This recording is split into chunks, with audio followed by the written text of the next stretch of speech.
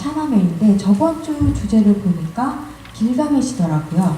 길가메시는 메소포타미아라는 이라크에 있는 세계 최초의 문명이라고 할 수 있죠.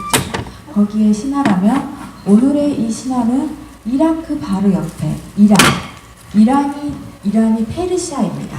그 페르시아의 신화에 대한 이야기를 하도록 하겠습니다. 그래서 여러분들의 그 샤나메 책이 너무 늦게 나와서 혹시 읽으셨나요? 아, 못 읽었군요. 그럼 꽃이나메는 혹시 읽으셨나요? 꽃이나메. 예. 사실은 제가 번역했습니다. 많이 읽어주세요. 너무너무 재미있는 스토리입니다. 그러면 우리가 샤나메나 꽃이나메를 더 잘 이해하기 위해서 일단 그 신화를 크게 두 가지로 나눌 수 있어요. 이 신화란 무엇인가 얘기를 여러분들이 지금 앞으로 신화 이 커리큘럼을 보니까 첫 번째 시간에 얘기를 했더라고요. 그래서 신화란 무엇인가 라고 했을 때 저는 굉장히 성스러운 신화와 세속적인 신화로 나눌 수 있다고 생각해요. 성스러운 신화라는 거는 엘리아드가 얘기하는 우주 창조의 신화. 그러면서 그 신들이 행한 그 일들을 보고 인간이 그대로 의뢰로 재현을 하게 되죠. 그러니까 신들이 한 행위는 인간이 그대로 반복하게 되면 마법적인 힘을 가지게 돼요. 그래서 그게 의뢰가 되면서 그 신들이 행한 일들을 읊으면 그게 주문이 되는 거예요. 마법의 주문. 이런 신화가 어디 있을까 하고 찾아보니까 여러분들이 거의 맨 마지막에 강의를 들으실 바리공주 신화가 있더라고요. 바리공주 신화 내용 다 아시죠? 7번째 딸로 태어나서 아버지한테 버림을 받아가지고 개짝에 흘러갔는데 그거를 노부부가 주워가지고 키웠는데 이 아버지 어머니가 벌을 받은 거예요. 7번째 딸을 내버려서. 그래서 이 죽을 병에 걸렸어요. 그래서 어떡하지? 라고 물으니까 그 자식이 지하 저승세계로 내려가서 무장승한테 약수하고 살살이꽃 이런 것들을 얻어와야 되는데 이거를 할 딸이 아무도 없다는 거예요. 그래서 맨 마지막 바리공주가 가서 그 약을 구해가지고 모아서 부모를 살리게 되죠. 그러면서 이 바리공주가 무당의 시조가 돼요. 그러면서 이 사람들을 죽은 사람들을 이렇게 인도하는 그런 굿이 여기 어르신들도 많은데 혹시 진옥이 굿이라고 들어보셨나요? 남자 천도굿. 그 진옥이 굿을 보면 무당이 바리공주 옷을 입고 바리공주 신화를 한 6시간 동안 읊어요. 그러면 이제 그 죽은 자를 이제 이렇게 잘 인도하는 그런 신화가 굉장히 성스러운 의례와 연관되어 있는 신화라 그러면 굉장히 세속적인 신화가 있어요. 그거는 레비스트로스의 말에 따르면 시조의 이야기들 있잖아요. 우리의 조상들의 이야기. 한 시족의 가장 큰 사람들의 이야기. 한국에는 누가 제일 맨 먼저 나오는 신화인가요? 당군 맞죠? 아유 똘똘합니다. 당군 할아버지 신화죠. 당군 할아버지 신화고 또 어떤 신화가 있나 찾아보니까 여러분들이 마지막에 또 있는 이자나기와 이자남이 있잖아요. 일본 신화. 그 고사기는 일본이 율령 체제를 잡으면서 왕실이 하늘에서 내려온 조상이라는 것을 증명하기 위해서 만든 신화예요. 그런 신화들이 있단 말이에요. 그러면 샤나메는 어떤 종류인가 하면 좀 세속적인 신화예요. 그 페르시아 왕조의 정통성을 부과하기 위한 신화라고 보시면 돼요. 그래서 샤나메의 구성은 크게 3가지로 되어 있는데 첫 번째는 신화의 시대. 태어나고 이런 그 최초의 인간으로부터 어떻게 인간의 최초의 왕조가 나타나는지 전설의 왕조예요. 그냥 있는 왕조 아니고 그런 얘기가 신화의 시대에 있고 두 번째가 영웅의 시대. 이 많은 영웅들이 나타나가지고 왕조가 설립될 때까지 악의 무리도 물리치고 기묘한 괴물들과도 싸움하고 이런 판타스틱한 내용들이 영웅의 시대에 있어요. 맨 마지막에 역사의 시대는 정말 페르시아 역대 왕조를 읊은 이 3가지 구성을 하고 있는데 보통 이런 게 이제 한 왕조의 정권을 정당성을 보여주기 위한 신화의 구성이 이렇게 3세트로 보통 되어 있어요. 근데 여러분이 아마 꾸시나메를 읽으셨다면 마스크하고 페리둔 이런 이름들이 어색하지 않으실 거예요. 오늘은 이 이야기를 중심으로 하겠습니다. 근데 이게 왕권을 정당화하기 위해서 쓰여진 신화이다 보니까 여러분들이 페르시아 역사에 대해서 모르시면 이해를 하기 힘들어요. 페르시아 역사에 대해서 그래서 간략하게 우리가 이해하고 넘어가도록 합시다. 첫 번째 페르시아는 아리안족이라고 하는데 스텝 지방에서 쭉 내려오면서 인도에 정착한 한 무리가 있고 그 다음에 이란에 와서 아케메네스 페르시아 왕조를 건립을 했어요. 이 페르시아 왕조는 여러분들이 잘 아실 것 같아요. 혹시 300 보신 분? 그렇죠. 300 후편도 있죠. 그 쳐들어간 나라가 이 페르시아예요. 아케메네드 페르시아 왕조. 거기 보면 이 페르시아가 3차전에서 여기 페르모필레에서 보면 그 처음에 1편 얘기가 나오죠. 그 다음에 2편이 여기서 못 막았기 때문에 내려와서 아테네를 공격하고 아테네가 마지막 막기 위해서 여기 살라미스 해전을 한 게 제2편입니다. 그래서 그 페르시아가 이 페르시아이고요. 그 다음에 이 사진 제가 왜 보여주냐면 거기 300에 보면 페르시아 왕은 어떻게 그려져 있나요?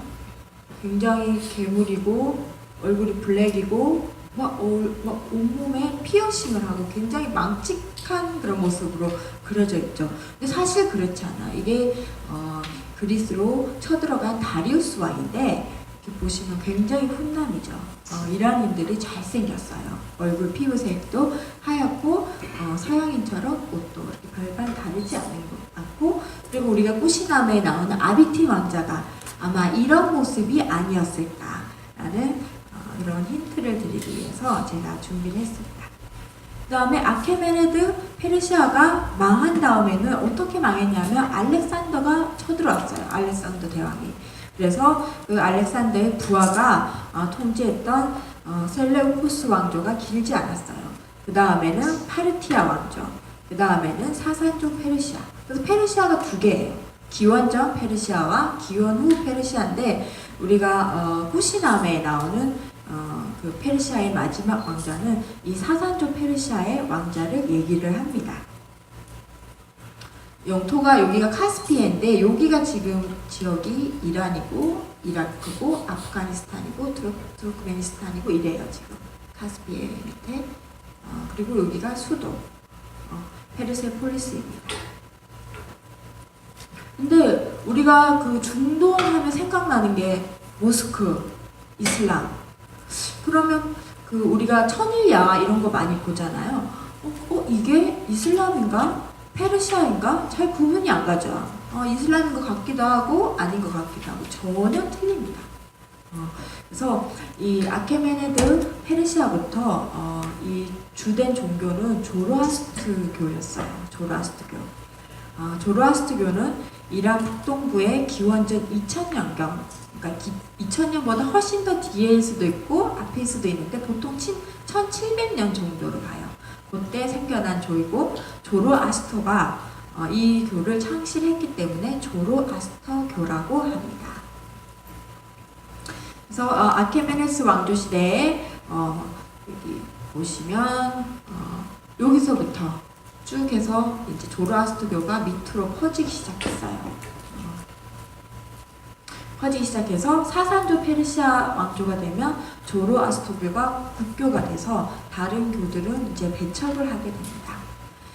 그래서 그 주신이 아후라 마츠다라고 혹시 들어보셨나요? 태양의 신인데 이 신이 주신이기 때문에 마츠다교라고도 하고 그리고 그 조로아스터교는 불을 꺼트리지 않아요. 굉장히 불을 신성시하기 때문에 중국에서는 배하교라고 합니다.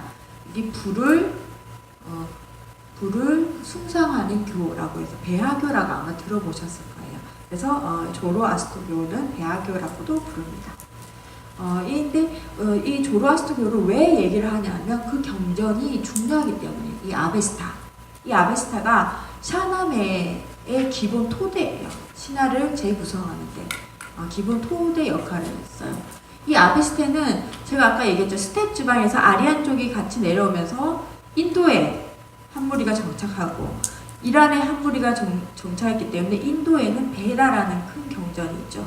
이 베다와 아베스타는 내용이 굉장히 비슷해요. 그래서 이 아베스타가 쓰인 게 알렉산더에 의해서 파괴되었다가 다시 파르티아 시대부터 복구가 되기 시작했다가 집대성된 거는 사산조 페르시아 6세기죠. 근데 이건 아쉽게도 지금 전해지지 않고 아베스타는 지금 13세기, 14세기경의 일부만 지금 전해지고 있습니다. 조로아스터교는 지금 유적이 남아있는 게 여기 이란의 수도가 지금 테헤란이에요. 여기 야지드 지방이 있는데 여기 보시면 여기 자메 모스크 앞에 이제 조로아스터교 흔적이 지금 일부 남아있습니다. 이게 조로아스터교 사원인데요. 아타시카테흐 사원이라는 신전인데 이 신전에는 1000년 동안 불이 꺼지지 않고 보존한 그 불이 그대로 지금 보존되어 있고, 여러분이 혹시 이란에 여행을 가실 기회가 있다면 높은 산이나 이런데 벽돌로 된 사원 같은 거 조그마한 거 발견하실 거예요. 그게 다 조로아스터교 사원입니다. 그래서 이 사원에 보시면 이 중앙에 상징적인 무늬가 있어요. 이 무늬 보면 새 문양의 사람의 모습이 있죠. 이게 아우라 마츠다를 상징합니다. 하고 보면 이게 조로아스터이고 이게 숭배하는 단이고, 그 안에 보면 이 불이 1000년 동안 꺼지지 않았어요. 그래서 이 조로아스터교를 믿는 집 안의 사람들은 이 불을, 집안에도 불이 다 있어요. 이 불을 꺼뜨리지 않기 위해서 집안의 모든 사람이 나가지 않아요. 한 명은 남아서 이 불을 지켜요. 지키고 특히 사산조 페르시아조 시대에는 계급별로 사원이 이렇게 불을 모시는 사원이 따로 있었어요. 왕실 사원, 그다음에 사제다를 위한 그런 불을 지키는 사원, 전사들을 위한 사원, 농민들을 위한 이런 사원들이 곳곳에 이렇게 사제들이 이렇게 불을 지키는 사원들이 있었고, 조로아스터교는 또 특이한 게 사람이 죽으면 땅에 바로 묻지 않아요. 부정탄다고 생각을 하거든요. 이 땅이 너무나 신성하기 때문에. 근데 이런 관념은 한국에도 있어요. 혹시 초분이라고 들어보셨나요? 초분 처음 들어보세요? 진도 이런 일대에 가면 사람이 죽으면 바로 묻지 않고 이렇게 초로 이형 이런 걸 엎어서 그 어르신을 한 3년 동안 이렇게 썩혀요. 그래서 이게 살이 다 썩고 나면 묻죠. 왜 그렇게 하세요? 라고 물으면 그거는 땅이 부정타기 때문에 바로 묻지 않는 거예요. 그래서 뼈만 나중에 3년 후에 다시 이렇게 걷어서 이장을 하는 풍습이 있었는데, 이 풍습이 한국에 없었던 게 아니에요. 일제시대까지 있었는데 일제강점기에 들면서 위생법이 생기면서 이런 매장법을 금지하면서 지금 이제 진도 일부만 남았는데, 조로아스터교도 이와 비슷한 상황이 있어요. 시체를 바로 묻으면 땅이 오염되기 때문에 이런 조장터를 만들어가지고, 이게 좀 높은 게 남자 조장터, 낮은 게 여자 조장터. 까마귀나 새들이 와서 사람의 육신을 다 뜯어먹는 거예요. 여기 버려놓으면. 그러면 다 뜯어먹고 뼈만 남으면 그것만 깨끗하게 골라가지고 묻는 매장 풍습이 있습니다. 근데 조로아스터교가 처음에 천국가, 지옥, 연옥이라는 사상이 나중에 기독교에 영향을 미치게 됩니다. 조장터고, 경전 아비스타를 보면 이 아우라 마츠라라는 유일신 신앙이 이후에 이게 기원전 1700년경에 생겼잖아요. 기원은 그 기독교에 미치는 그 중심이죠. 이게 이 유일신 사상이 기독교, 불교, 이슬람교의 3대 종교에 영향을 미치게 됩니다. 근데 이 아우라 마츠다가 선한 게 아니라 영이 두 가지가 있어요. 악한 영과 나쁜 영. 그래가지고 나쁜 영이 이제 앙그라 마인이라고 하는데, 이거를 여러분들이 잘 아실 거예요. 사탄이라고도 부르기도 합니다. 이런 악마에 대한 영향이 굉장히 기독교에 많은 영향을 미쳤죠. 그래서 아우라 마츠다가 최고의 신이고, 그 밑에는 7명의 대천사가 있어요. 대천사. 천사 이런 그 관념도 기독교에 나중에 영향을 미치고 7이라는 숫자는 조로아스터교에서 굉장히 신성한 숫자예요. 그래서 우리가 왜 7은 굉장히 행운의 숫자인가 라는 의문이 나면 그거는 조로아스터교에서 온 거예요. 그래서 7명의 대천사가 있고 우리가 종교가 큰 종교를 될 때 밑에 있는 그 토착적인 신들이 있잖아요. 이거를 조로아스터교가 흡입을 해서 맨 밑에 야자타라는 그런 신들이 있는데 이 야자타가 원래 이 지역에 있던 토성적인 신들이에요.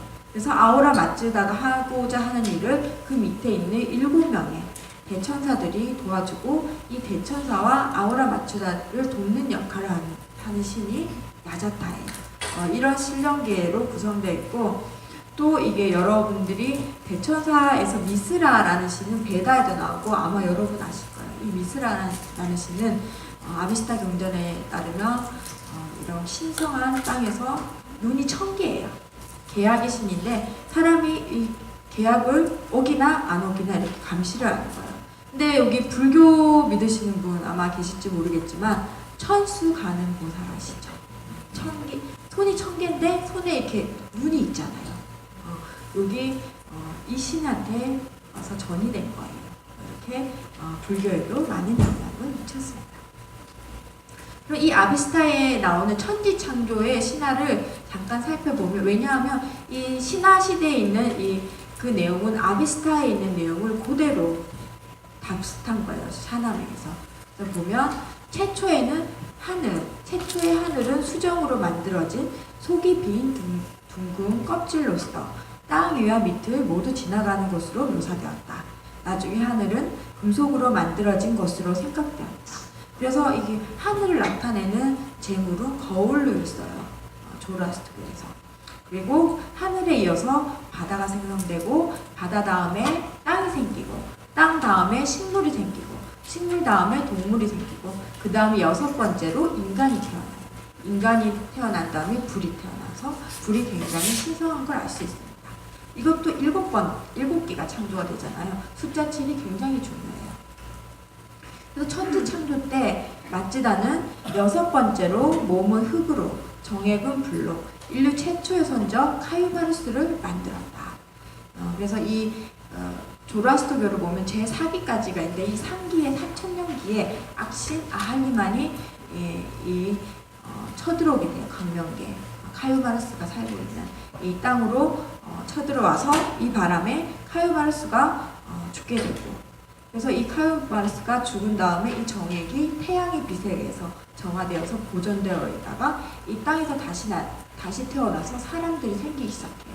그래서 첫 번째 그 형제 자매는 부부로서 자식을 낳았는데 그 자식을 먹는 죄를 범하게 되고 신이 그러지 말라. 그래서 그 다음에는 계속 이제 부부가 나타나게 되는데 이것도 7쌍의 부부가 나타나서 세계를 창제해서 그 이란인들의 관념에는 조로아스터교에는 땅이 7대지예요. 7대지를 지배하는 시조가 된 거예요. 그 중에서 이란을 지배하는 종족 부부도 있고 이라크라는 아랍인을 지배하는 종족 이렇게 나뉘게 됐는데 이 이란을 지배하는 종족이 후샹 이렇게 부르는데 페슈타드조라는 왕국을 건설을 하게 됩니다. 근데 이 잠시드, 푸시남에 읽어보시면 잠시드가 굉장히 중요하죠. 이 샤남에서 주요 인물은 3명이에요. 잠시드, 자하크, 페리둔 3명이에요. 이 잠시는 아비스타 경전에서는 이마라는 왕으로 나와요.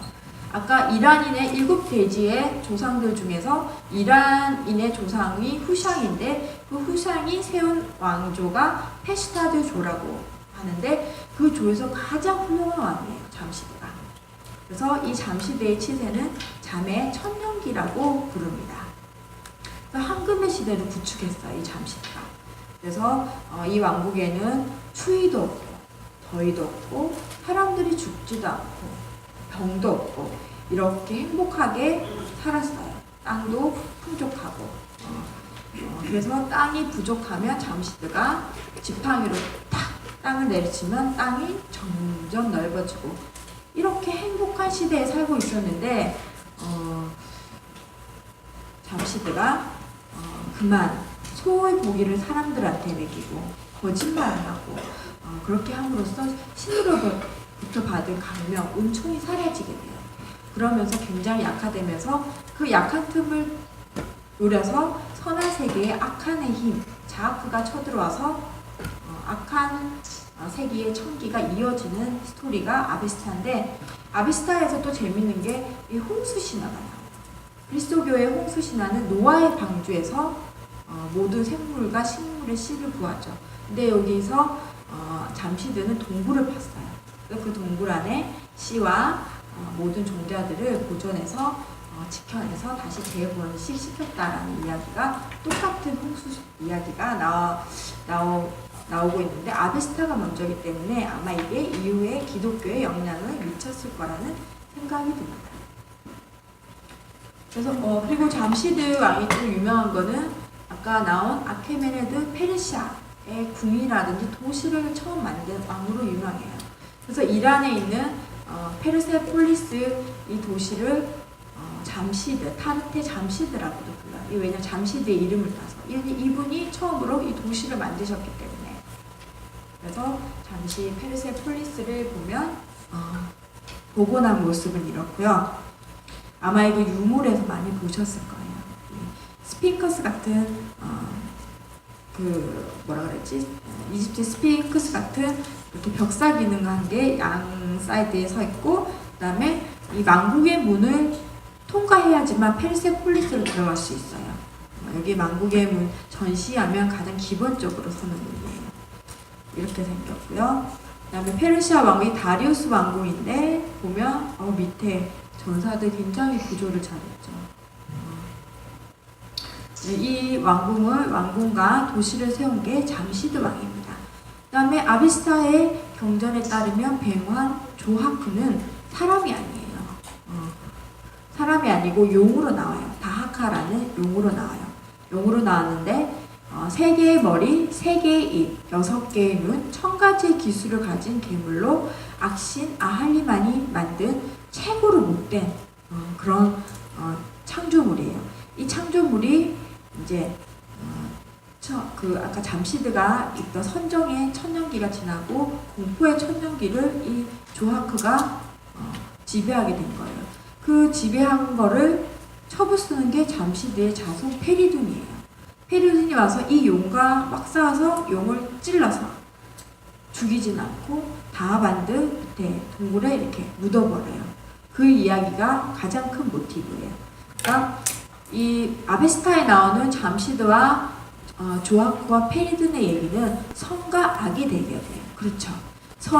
잠시드가 선의 왕국이라면 악신인 조하크가 와서 이거를 정복하였고, 그거를 다시 선한 나라로 되찾는 게 페리둔의 역할이에요.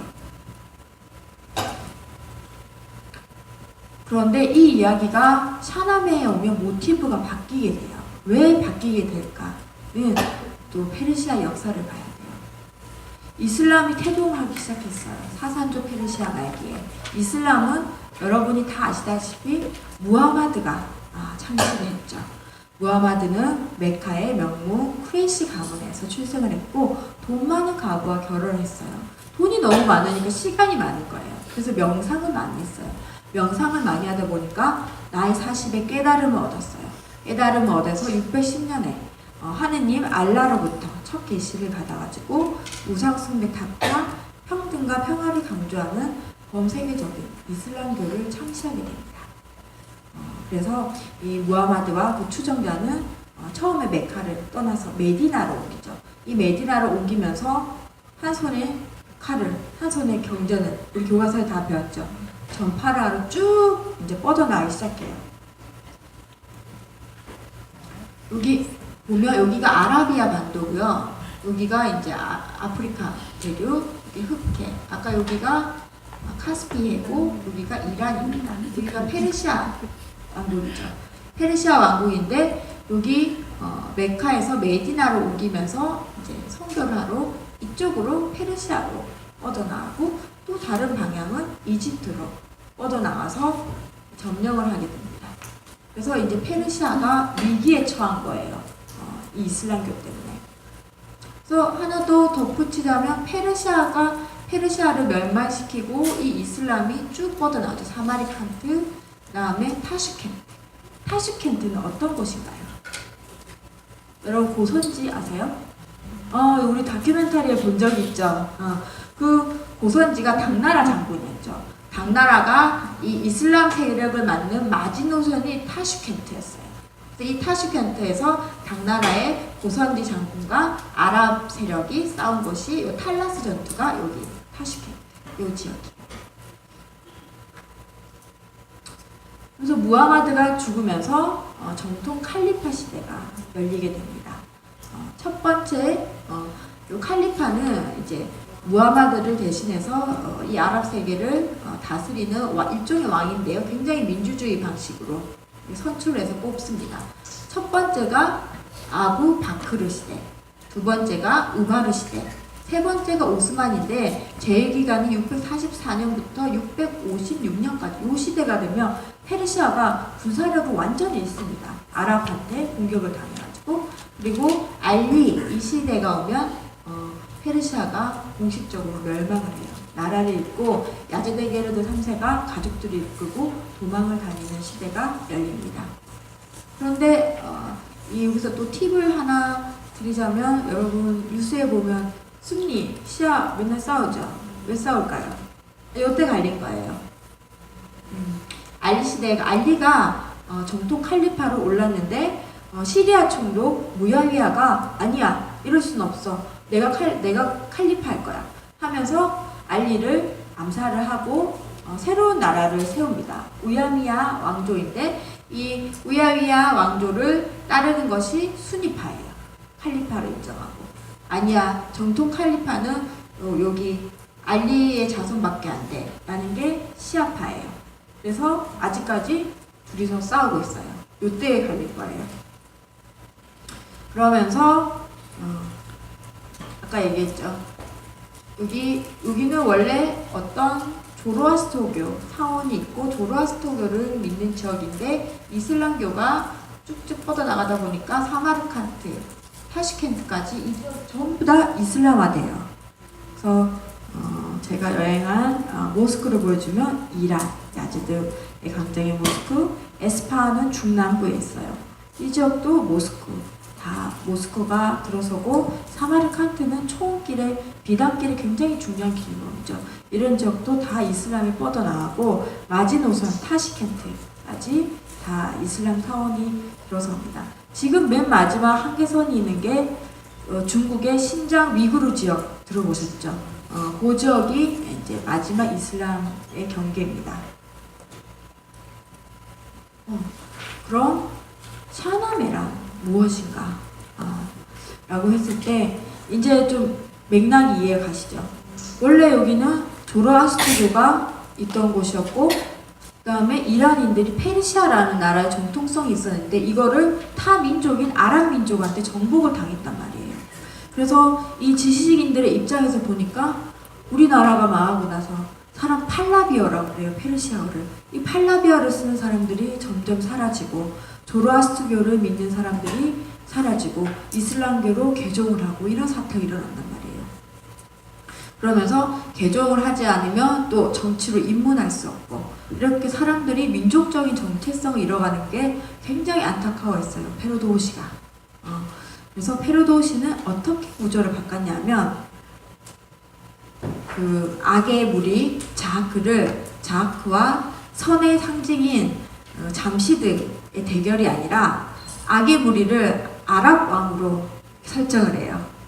악의 축 하잖아요, 우리가. 아랍이 악의 축이 된 거예요. 그러면서 선한 거는 페르시아인 거예요.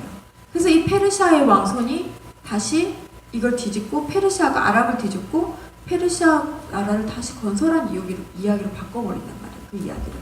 근데 그 모티브는 아비스타 경전에 나온 거랑 사람 이름도 똑같고 배경도 그렇고 스토리도 똑같은데 설정만 바뀐 거예요. 그래서 우리는 보통 샤나메를 얘기할 때 이란 민족의 정체성을 살리기 위한 신화이자 전설이자 영웅남이고 역사입니다. 이런 일은 우리나라에도 있었어요. 우리나라 그 몽고에서 침입해서 우리의 그 정체성이 흔들릴 때 이런 스님이 만든 그 신화집이 뭐죠? 그 삼국유사가 있죠. 삼국유사가 보면 똑같아요. 그 단군 이야기부터 역대 왕조의 그런 기묘한 이야기들 이런 것들을 모아내면서 우리 민족은 이랬지 이런 거 되새기는 거와 똑같이 샤나멜도 그런 역할을 했어요.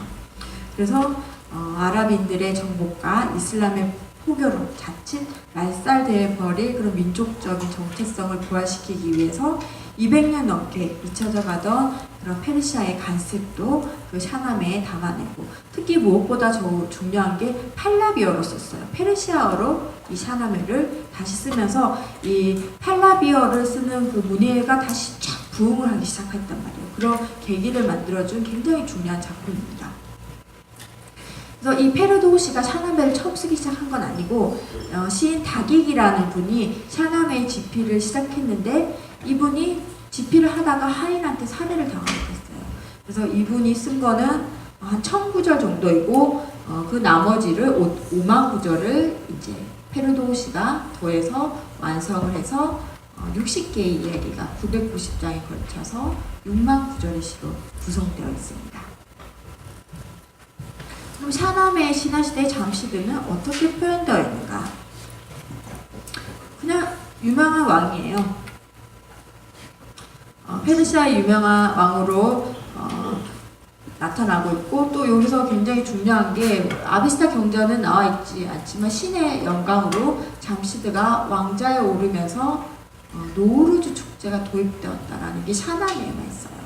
이 노우루즈 축제는 굉장히 중요한 축제예요. 여기 이란뿐만 아니라 중앙아시아 그 시기에, 그리고 인도에 그 이란에서 조로아스터교가 핍박을 받자 인도로 많이 이민을 갔어요. 조로아스터교가 인도도 그렇고 중앙아시아 일대에서 이 노우루즈 축제를 다 같이 즐겨요. 페르시아 문화권에 있던 그게 이제 신년 축제, 일종의 신년 축제예요. 그래서 이게 보면 이게 하프트 신이라고 해요. 요 제사상을 마지막 날에 하는데 이 노우루즈 축제는 13일을 해요. 13일을 하는데 맨 마지막 날은 불길한 날이에요. 악령들이 막 나타나기 때문에 이 악령들을 제거해야 되기 때문에 우리 13일에 금요일 할 때 13일 불길하잖아요. 이것도 조로아스터교에서 왔어요. 그래서 그날 이제 제사상을 차리는 거예요. 여기 장미뜻은 물을 상징하고, 여기 지금 달걀처럼 보이는 거울이에요. 거울은 하늘을 상징하고 불이 있고, 그 다음에 이 풀은 무성한 풍요를 기원하고, 이 계란들은 인간, 이 마늘은 그 악령들을 퇴치하기 위한 거, 이 사과는 지구, 땅을 이렇게 의미하고, 이 견과류들은 다산을 하고, 보통 이 금붕어도 있는데 여기는 없는데, 금붕어 같은 경우는 동물을 상징해서 처음에 천지창조에 나타나는 것들을 모두 나타내는 게 이 하프트 신이라는 상을 차려요. 상을 차리고 이렇게 쿠르드족의 노우루즈 축제인데 불의를 뛰어넘어야 돼요. 그래야지 악령들이 없어져요. 불은 굉장히 정화의 기능을 가지고 있잖아요. 이 노우루즈 축제를 처음으로 시작되게 한 게 잠시드가 왕에 오르면서 시작되었다라는 게 나와 있고, 그 다음에 자하쿠는 그 원래 용이 막 이상하게 생긴 악마였잖아요. 근데 요 샤나메에 오면 자하쿠는 아라비아 평원 출신의 왕자로 나옵니다. 그 왕자가 그러니까 너무 싫었던 거예요. 아랍인들이 악의 축인 거예요. 이 페르도우시한테는. 그래서 이 왕자가 악마 유혹으로 손님 변장으로 하고 온 악마한테 자신의 영혼을 팔면서 굉장한 계력을 얻게 되는 거예요. 자하크가. 그래서 아버지도 죽이고 자기가 왕위에 오르고 요리사로 분장한 악마가 맨날 맛있는 걸 주는데, 이 악마가 어깨를 이렇게 감싸자 뱀이 어깨에서 이렇게 자라난 거예요. 이거를 잘라도 치료가 안 돼요. 이 이야기는 쿠시남에 읽으시는 분도 알 거예요. 똑같은 이야기잖아요. 그래서 이거를 어떻게 치료를 해야 되겠냐 하니까 매일 2명의 남자를 죽여서 그 남자의 뇌를 먹여야 돼야지 치료가 된다 하니까 그 1000년의 그 시간이 얼마나 고통이겠어요. 이 남자가 매일매일 이틀씩 비명이 죽어나간단 말이에요. 그런 고통의 시계가 자하크가 왕자에 오르면서 시작된 거예요. 그래서 이 자하크가 잠시드가 교만해져서 이 샤나메는 굉장히 교만해지고 창조주를 무시하겠다는 행위를 하게 돼요.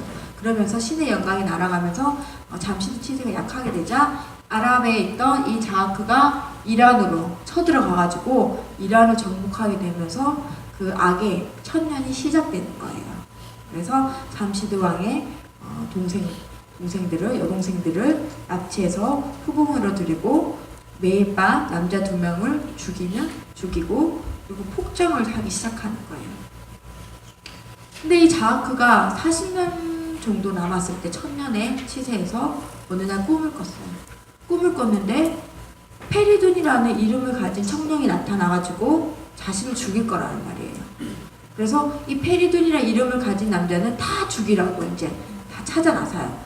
그래서 아마 쿠시나메를 읽어보셨는지 모르겠지만 쿠시나메에서는 아비틴이 신라공주랑 결혼을 하잖아요. 근데 여기 아비틴은 초반에 아들을 구하려다가 처형을 당해요. 와이프하고 아들은 도망 보내고 자기는 처형을 당해요. 처형을 당하고 이 아들을 어머니랑 같이 도망을 가가지고 소를 기르는 미르마야 곁에서 이제 자란 거예요. 이 페리돈이. 그래서 이 페리돈이 성장을 했고 아버지가 이렇게 죽었다는 것도 알았고 카베라는 대장장이가 이 자하크한테 아들을 18명인데 17명을 잃은 거예요. 뱀의 먹이로 뇌를 꺼내야 되니까 너무 분노를 한 거예요. 그래서 반란을 일으켰어요. 반란을 일으켜가지고 18번째 아들을 궁전에 가서 찾아오고 페리돈의 밑에 들어가가지고 같이 싸워가지고 자하크를 심장에 또 칼을 꽂아가지고 다마반드 밑에 이렇게 가두게 된 거예요. 이야기 구조는 똑같죠. 선과 악이 근데 아미스타 경제에는 선과 악의 대결이었는데 샤나메에 오면서 이게 아랍과 페르시아 이야기로 바뀌게 된 거예요. 그 다음에 이제 이게 신화 시대가 끝났어요. 신화 시대가 끝나고 이제 샤나메의 긴 이야기가 아마 오늘 책도 홍보할 거라 그러는데 샤나메 책이 발간이 됐어요. 근데 이 책이 굉장히 긴데 아마 좀 이렇게 얇은 걸로 봐서는 챕터를 해서 이렇게 좀 편집을 한 것 같아요. 근데 이 신화 시대가 끝나고 나면 영웅의 시대라는 긴 이야기인데 이 이야기는 샤나메의 3분의 2 정도 차지해요. 이 부분이 굉장히 재밌죠.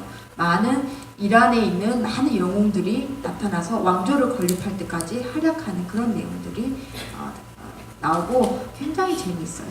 그런 이야기가 끝나고 나면 정말 역사적인 왕조 이야기가 나오기 시작해요. 알렉산더 섭정 이후에 파르티아 왕조 이후에 사상조 왕조, 역대 왕조들에 대한 그런 이야기들, 일화들도 있고 여기에 여러분들이 알고 있는 아라비안 나이트, 천의 야하가 같이 들어가 있어요. 그래서 이 샤나메는 엄청나게 긴 이야기예요. 그렇게 이제 신화의 시대, 영웅의 시대, 역사의 시대 세 파트로 샤나메가 구성되어 있습니다. 그럼 꾸시나메는 무엇인가? 꾸시나메 혹시 KBS 파노라마 한번 다큐멘터리 보신 분 있나요? 없으시네요. 꾸시나메 책은 읽어보셨나요? 그렇군요. 꾸시나메는 이 샤나메의 이야기를 토대로 했어요. 샤나메의 신화시대의 이야기를 그대로 나와가지고 편집을 했는데 이거 조금 더 노골적으로 아랍과 페르시아의 대결을 좀 더 상징적으로 강하게 했어요. 그래서 쿠시나메의 편찬자는 히즈라 5세기경의 대학자인 이란샤 이븐 압달 하이르라는 학자이고 그 필사본을 복사한 인물이 모하메드 이븐 사이드 압달라 알 까다리, 이름도 정말 길죠. 이분이 복사본 했는데 지금 이 복사본만 전해지고 있어요. 전해지고 있고 이게 대형 박물관에 한 본이 소장되어 있는데 그거를 우리 이제 세계지역문화연구소에서 어느 날 전화를 한 통을 받게 돼요. 야, 꾸시나메라는 대서사시가 있는데 여기 신라가 나온다. 이 페르시아 서사시의 신라 내용이 나오는 건 굉장한 일이잖아요. 그래서 우리가 이제 대형 박물관에 가서 내용을 확인을 하고 마이크로 필름을 다 떠왔어요. 가가지고 대형 박물관에 허가를 받아가지고 이제 필름을 떠와서 외교부에 얘기를 했어요. 좀 도와주세요. 외교부의 지원을 받아가지고 저희가 번역하는 작업을 시작했어요. 그래서 이란에서 고대 페르시아어 하시는 분이 쿠시나메를 영어로 번역해주고 그 영어를 제가 한국어로 번역을 했습니다. 네. 그런 작업을 해서 아마 샤나메보다 쿠시나메가 먼저 번역본이 나온 이유가 아마 그런 게 있을 거예요.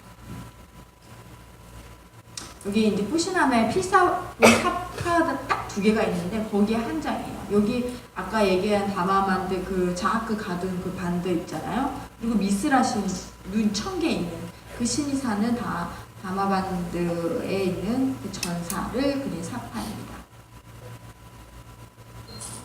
근데 여기 보면 이 글자가 이제 바실라, 팔라비어로 바실라인데 바는 고대 페르시아어로 조은이라는 뜻입니다.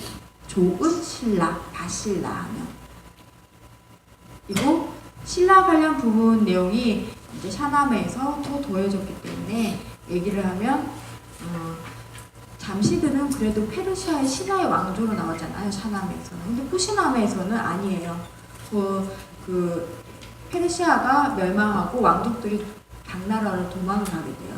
그래서 중국에서 비밀 결사, 항쟁 공동체 이렇게 표현해야 되나? 거기에 수장으로 나와요. 잠시가. 그러니까 페르시아의 왕족인 거죠. 마지막. 그 왕족의 자손이 아비틴이에요. 이제 아비틴이 부각되기 시작하는 거예요. 그 아비틴이 있고 또 중국과의 대립이 굉장히 격하게 나와요. 중국의 왕이 꾸시예요. 그죠? 이 꾸시남에는 전편하고 후편으로 되어 있는데 꾸시라는 건 주인공 이름이에요. 꾸시. 그래서 남에는 이야기. 그래서 꾸시의 이야기예요. 샤남에는 아까 얘기했죠. 샤는 이란어로 왕이에요. 왕. 샤 남의 이야기. 왕 이야기. 그래서 번역하면 왕서예요. 그래서 왕서라고 그러는 거예요. 샤남에를. 근데 이 꾸시남에는 전편과 후편이 있는데 꾸시 주인공이 틀려요. 전편에는 천지창조부터 얘기 나오는데 꾸시는 전편에는 아랍 왕으로 나오고 후편에는 중국 왕으로 나와요. 이 중국 왕 꾸시가 아비틴을 괴롭히는 역할을 하는 거예요. 그래서 전편과 후편이 틀리고 신라가 나오는 부분은 후편이에요. 후편에 나오고 이 이야기가 분량이 굉장히 많아요.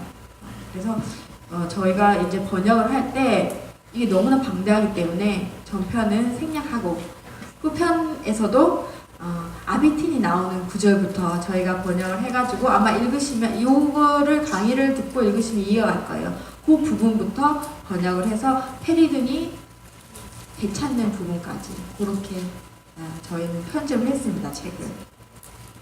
그래서 이제 아비틴이 있고 아비틴은 페르시아의 당나라에 이렇게 도망을 피나놓은 공동체 집단이에요. 아비틴이 좀 더 구체화된 거죠. 그 다음에 이제 중국의 쿠시는 자하크가 아랍왕으로 나오고 아랍왕의 동생이 쿠시예요. 근데 그 쿠시한테 중국을 준 거예요. 설정을. 그래서 쿠시가 중국왕인데 아이를 낳았어요. 이 쿠시가.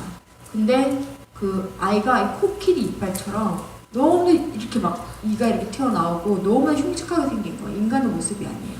그래서 이 쿠시가 숲속에 갖다 버렸어요. 아주 쿠시를. 근데 이거를 사냥을 가다가 아비틴이 발견한 거예요. 그래서 이 아비틴이 이 아이를 주워다 키웠어요.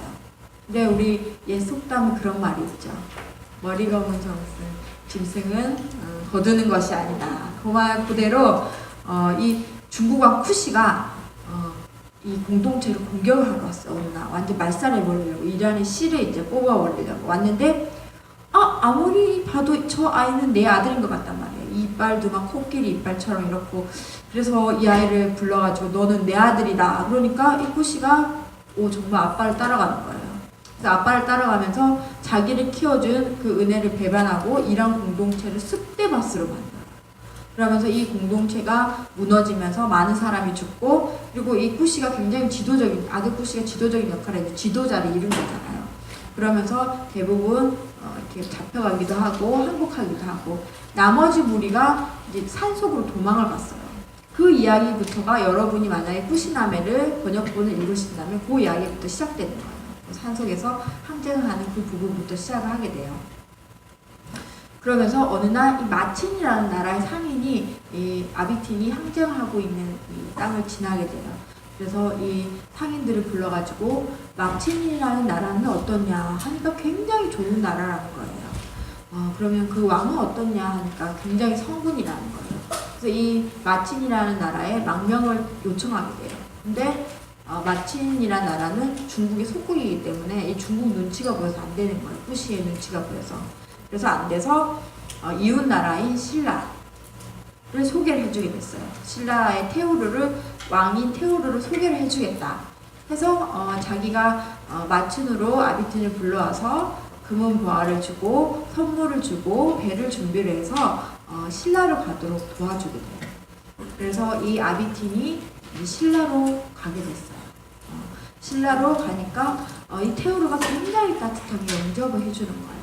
그래서 거기서 왕을 보좌하는 역할을 하고 사냥도 하기도 하고 아주 즐겁게 살고 있었는데 이 쿠시가 아비틴을 죽이는 게 소원이에요. 아들 쿠시가. 이놈이 살아있으면 자기가 살 수가 없는 거예요. 그래서 신라를 공격해 왔어요. 근데 이 공격해 온 그 장면도 굉장히 재밌어요. 근데 이 아비틴의 지략으로 이 쿠시의 군대를 물리치게 돼요. 아비틴이 굉장히 큰 공을 세운 거죠. 그래서 쿠시가 이제 아들 쿠시가 중국으로 돌아갔는데 아버지 쿠시가 돌아가시게 되는 거예요. 마치 돌아가셔서 이제 아들 쿠시가 왕이 됐는데 그러면 이제 자하크한테 이제 아랍의 속국이니까 인사를 하러 가야 되잖아요. 그 빈 기간에 아비틴이 중국을 공격해서 많은 금은보와 공적을 세워가지고 그거를 가지고 신라로 돌아오게 돼요. 돌아온 다음에 생활하고 있는데 신라 공주 프라랑이 굉장히 아름답다는 얘기를 듣고 사랑에 빠져요. 사랑에 빠져서 수수께끼 같은 거를 통과해가지고 이 프라랑 공주와 결혼을 하게 돼요. 그래서 이제 신라의 왕족의 일원이 된 거죠. 일원이 됐는데 이 프라랑 공주가 임신했는데 어느 날 그 아비틴의 꿈에 이 태어날 아들이 페르시아를 되찾을 만한 굉장히 영웅이라는 예지몽을 보게 돼요. 그래서 이제 테오르한테 작별의 인사를 하고 도움을 받아가지고 이란으로 돌아가서 이 아들 페리둔이 커가지고 다시 아랍의 왕 자하크를 물리치고 그 폭정의 시대를 끝나고 다시 페르시아의 영광을 되찾는다는 것이 후시나메의 스토리입니다. 많이 좀 모티브가 변형이 됐죠. 처음에 아브스타에서 샤나메에서 이제 후시나메까지 온 거예요. 그리고 이 페르도시의 샤나메로부터 이러한 서사시들이 나올 수 있는 그런 배경은 샤나메가 출간된 이후에 명제상 네저 몰모크라는 그 높은 간직에 오르신 분이 있어요. 이분의 역할로 이란인 관료들이 셀주크 내정에 대거 등용되고 그리고 곳곳에 네저미에라는 학당들이 이렇게 페르시아의 문화와 문학, 학문들을 가르치는 학당들이 곳곳에 설치가 됐어요. 이 학당 등을 통해서 페르시아의 문화와 이렇게 배운 학자들이 많이 이렇게 생성됐고 이 학자들이 이 샤나메 아루작들을 많이 이렇게 쓰게 됐어요. 그 중에 하나가 후시나메예요. 그러니까 그 모티브가 같을 수밖에 없죠. 근데 샤나메하고 후시나메하고 차이점은 저희들한테 굉장히 중요하죠. 왜냐하면 신라 부분이 들어가거든요. 그래서 이거를 어떻게 해석할 것인가라는 그런 과제는 굉장히 크죠. 그래서 이 후시나메의 그래서 의의가 뭐냐라고 물어보면 후시나메가 우리가 고대 페르시아와의 교류사를 다루는 부분이잖아요. 아직까지 우리 사료에서는 최초의 그 페르시아나 서역 간의 그런 교류가 나타난 게 고려사가 처음이에요. 제19. 혹시 여기 덕수장씨 계신가요? 덕수장씨. 덕수장씨는 그 서역인들이 무슬림들이 고려에 와서 기하서 얻은 성이에요. 덕수장씨는. 고려사에 나와요. 제가 지어낸 얘기가 아니고. 그래서 그때가 가장 처음이고 그 이전에 이제 교류사에 대한 굉장히 많은 논란들이 있죠.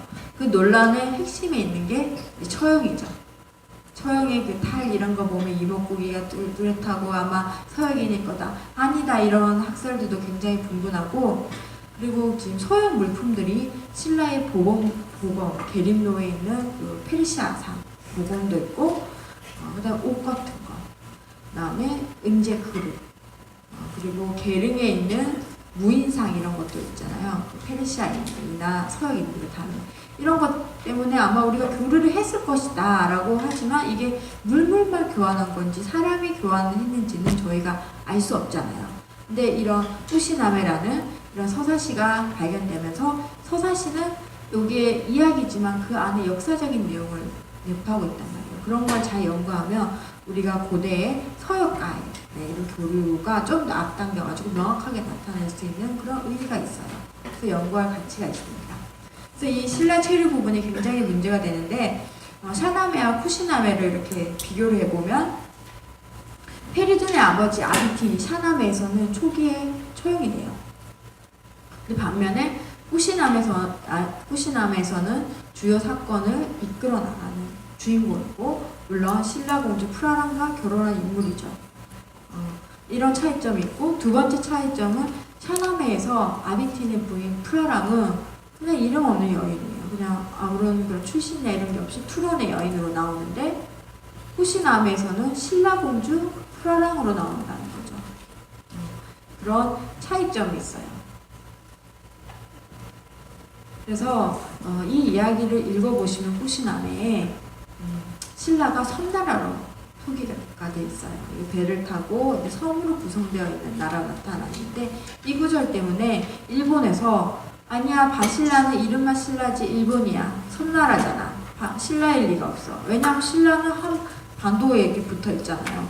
그래서 찾아보면 중세에 우리 그 신라가 알려진 게 서역인들이 우리를 안 거는 굉장히 근대화가 일어나기 직전이잖아요. 구한말 그렇게 해서 코레아가 알려졌지만 그 아랍의 그러니까 한국이라는 존재가 알려진 거는 굉장히 앞섰어요. 처음에 851년이란 말이에요. 이런 아랍의 학자들이 교류를 하고 뭐 상인이나 이런 사람들한테 들었지만 이런 지리서라든지 이런 것들을 많이 발간했어요.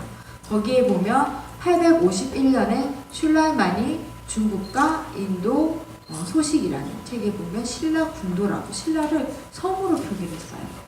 그리고 885년에 이분 크루다지마가 제도로미 제왕국지에 보면 신라국이라고 했지만 그 밑에 이제 쭉 보면 10세기 중엽에 알마스오다 황금초원과 오석강에 보면 이게 또 신라 섬이라고 되어 있고 그 밑에도 다 섬으로 이렇게 표기가 되어 있어요. 신라가.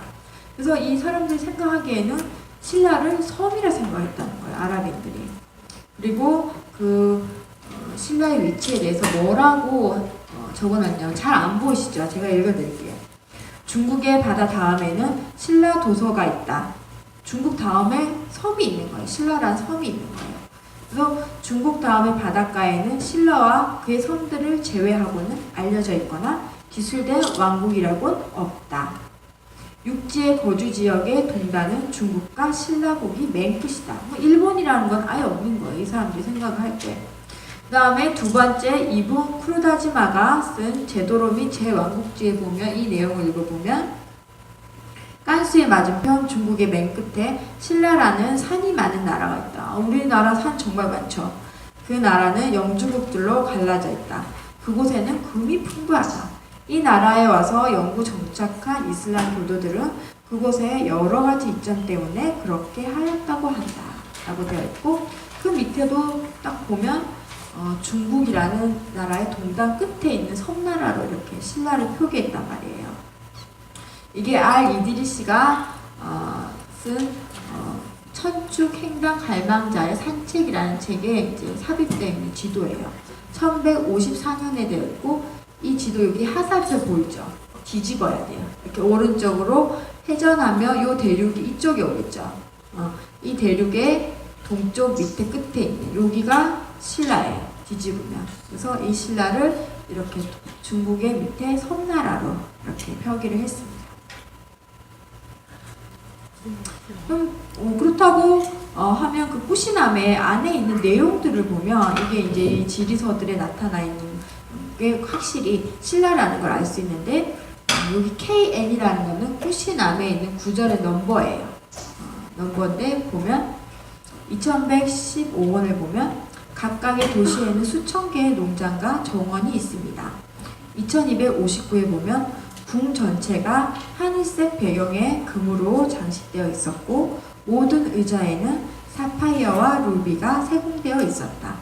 2315번에 보면 다음날 왕은 연희를 베풀었다. 그 다음에 그는 아위튼을 초청하여 존경의 표시로 황금 의자에 앉게 하였다. 악기는 금으로 만들어졌으며 공작의 기틀처럼 하려 했다. 상녀는 금으로 만든 물건으로 가득했으며 골동품이 산재하였다. 바실라는 폭과 넓이가 12km였고 자스민으로 풍성한 정원이 가득하였다. 모든 길과 거리는 반짝거렸으며 중국산 실크로 장식되어 있었다 라고 되어 있죠. 근데 이런 내용을 꾸시나무에서 신라를 나타낸 내용이에요. 이 내용을 마크다시의 창세와 역사서에 나온 내용과 비교를 해보면 거기에서는 신라인들은 가옥을 비단과 금실로 수놓은 촌으로 단장하며 식사 때에는 금으로 만든 그릇을 사용한다 라고 해서 비단이라든지 금이 많은 내용이 투영되어 있는 걸 알 수 있고요. 지리학자 알 이드리시는 지리학 정서 청축행당 갈망제의 산책에서 보면 신라에서 금은 너무나 흔한 바 심지어 그곳 주민들은 개 쇠사슬이나 원숭이 목태도 금으로 만든다 라고 해서 그 금이 굉장히 흔한 나라로 되어 있어요. 파라다이스인 거죠, 완전 신라가. 그래서 그 다음에 이분 사이드의 7개 지대에 관한 지리서에 보면 그곳 신라에는 경작지와 가수원이 있다라는 내용이 동일하고 이 섬의 남쪽에는 프톨레미가 언급한 황금의 섬이 있다. 그러니까 이 아랍인들이 생각하기에 신라는 금이 많고 굉장히 화려한 나라인 거예요. 가수원이 풍부하고 꽃도 많고 그런 나라인 거예요. 두 번째 꾸시나무에서 바실라를 묘사한 부분을 보면 바실라는 테우르 왕국의 수도였으며 평범한 도시가 아닌 천사로 가득 찬 낙원과 같은 곳이었다. 깨끗한 물이 사방에서 흐르고 있었으며 개천 가까이에는 향나무들이 있었다. 도시의 냄새는 너무나 향기로워서 사람의 넋을 잃게 하였다. 연회가 열리는 방에는 모두를 졸리게 만드는 용연한가 향선을 피웠다. 도시에 있는 모든 남자와 여인들은 아름다웠고 그들의 얼굴은 해와 달과 같았다. 그들의 얼굴은 요정 같았다. 바실라 사람들은 좋은 목소리를 가지고 있었고 건강했으며 모든 사람들이 그들과 결혼하고 싶어했다. 이렇게 보면 그 신라에 있는 사람들은 완전 요정이고 너무나 살기 좋은 나라라는 거예요, 신라가. 근데 이 중세 아랍인들의 관념에도 신라라는 이미지가 똑같아요. 알 마크디시는 창세와 역사서라는 책에서 신라의 아름다운 자연 경관과 풍요성에 대하여 중국의 동짝의 한 나라 신라가 있는데 그 나라에 들어간 사람은 그곳이 공기가 맑고 부가 많으며 땅이 비옥하고 물이 좋을 뿐만 아니라 주민의 성격 또한 양순하기 때문에 그것을 떠나려 하지 않는다라고 하면서 굉장히 풍요로운 나라를 묘사를 하고 있고 알 이드리시는 천축행당 갈망자의 산책이라는 책에서 그곳 신라를 방문한 사람은 누구나 정착하여 다시 나오고 싶어 하지 않는다. 그 이유는 그곳이 매우 풍족하고 이로운 곳이 많은 데 있다. 라고 하였고 알 까즈위니는 피조물의 기적과 존재물의 기이에서 그곳 신라에는 공기가 순수하고 물이 맑고 토질이 비옥해서 불구자를 볼 수 없다. 만약 그들의 집에 물을 뿌리면 용연향의 향기가 풍긴다고 한다. 전염병이나 질병은 드물며 활이나 갈증도 적다. 다른 곳에서 질병에 걸린 사람이 그곳에 오면 곧 완치된다. 신라 사람들은 세상에서 가장 아름다운 외모를 가지고 있으며 이렇게 등등등 보며 굉장히 요정 같고 굉장히 살기 좋은 곳이란 말이에요, 신라가.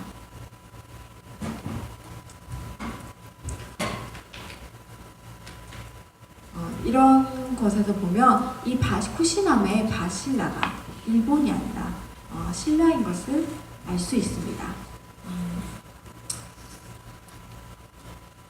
그리고 이 꾸시나메를 책을 읽어보신 분 한 분 남기신가요? 그럼 제가 한 얘기가 굉장히 가슴에 와닿지 않고 좀 어렵겠다, 그죠?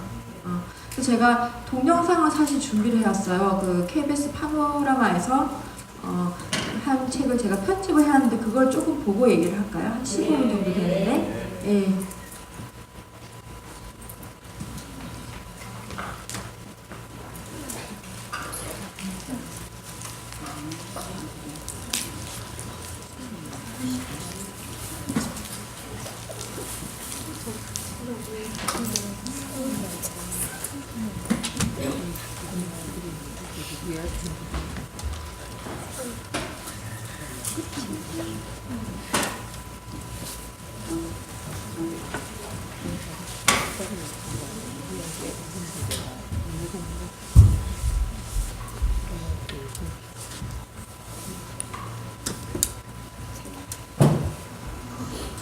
(1931년) 2000년 넘게 숨죽이며 묻혀있던 거대한 유적이 그 웅장한 모습을 드러냈습니다.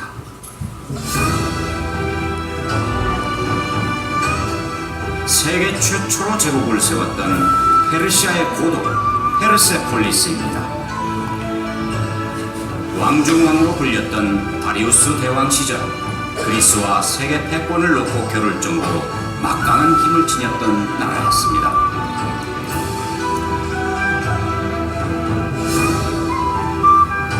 이슬람 건축의 진수로 알려진 이 모스크 또한 빼어난 페르시아 문화에서 비롯된 것입니다. 그 찬란했던 시대의 이야기가 천년의 세월을 넘어 전해 내려오고 있습니다. 페르시아 대서사시 쿠시나메인데요. 놀랍게도 방대한 양의 신라 이야기가 들어있습니다.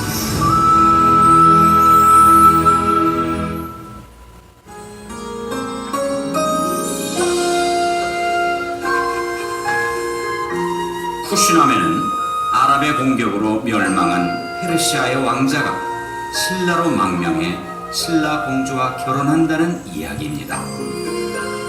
페르시아 왕자의 눈에 비친 천년 전 신라는 과연 어떤 모습일까요?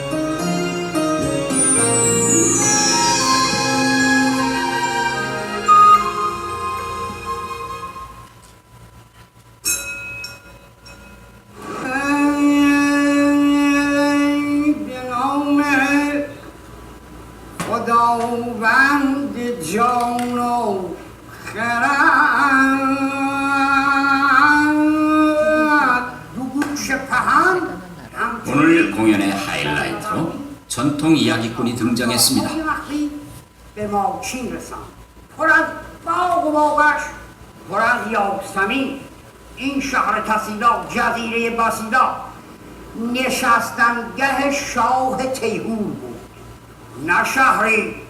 بهشتی پر از حور بود تین بود و آبتین و همسرش او را حالیان سال پیش 모두들 진지하게 이야기에 귀를 기울였습니다. کودک را به دنیا آورد آبتین در میان این سی دختر فرارنگ را دید و پسندید و مقدمات ازدواج فرارنگ و آبتین مهیا گردید.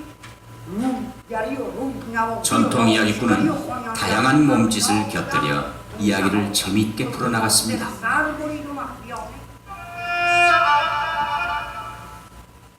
이란에서 오랫동안 구전으로 전해 내려오던 이야기 쿠시나메를 11세기의 이란 학자인 아빌 카이르가 기록했습니다. 그것이 1998년에 책으로 편찬돼 세상에 알려졌습니다. 9세기 중반에 신라를 기록한 도로와 왕국 총랑. لیلا در نهایت امارت و بعضی در خشکی است و بعضی در دریا آن را بسیرا گویند. 신라는 즐거움이 넘쳐나는 곳입니다. 다양한 노랫소리가 들리고 젊은이들이 많습니다. 이 지역에서 신라에 간 사람이 많지 않으나 일단 가면 즐거움에 매료되어 그곳을 떠나지 않습니다.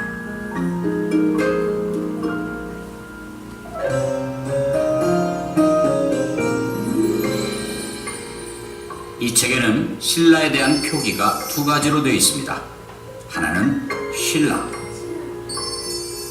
다른 하나는 바실라입니다. 세계의 책에도 바실라가 등장합니다. 거기는 다른 곳이고 이름이 바실라입니다. 그곳에는 금이 아주 많아서 계목걸이까지 금으로 만든 것입니다.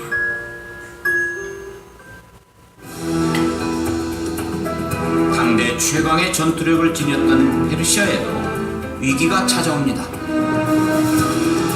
7세기에 들어 아랍군은 페르시아를 침략합니다. 수차례에 걸친 치열한 전쟁 끝에 651년 마침내 아랍이 페르시아를 무너뜨리면서 제국은 종말을 맞습니다.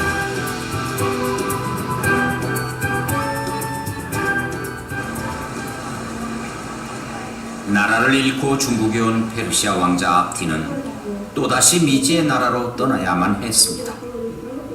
만국의 왕자 압틴의 심정은 어땠을까요? 야즈드기르드 3세가 사산 왕조를 지키지 못하고 패망이 가까워지자 왕자 피루즈를 중국에 피신시킵니다. 그래서 651년에 중국 당나라와 또 새로운 아랍 우마이야 왕조가 공식적인 외교 관계를 수립합니다.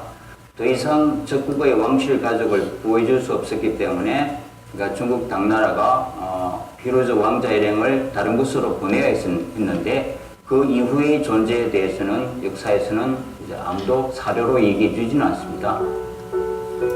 당나라 때 페르시아 상인들은 중국 동남부 해안 도시를 통해 신라와 교역했습니다. 페르시아 왕자 압틴이 선택한 나라는 신라였습니다. آبتین به ماچین بحق سفر کرد و از راه دریا 1 ماه کشتیرانی خود را به بسیلا رساند. تیهو شاه ماچین به استقبال آبتین آمد و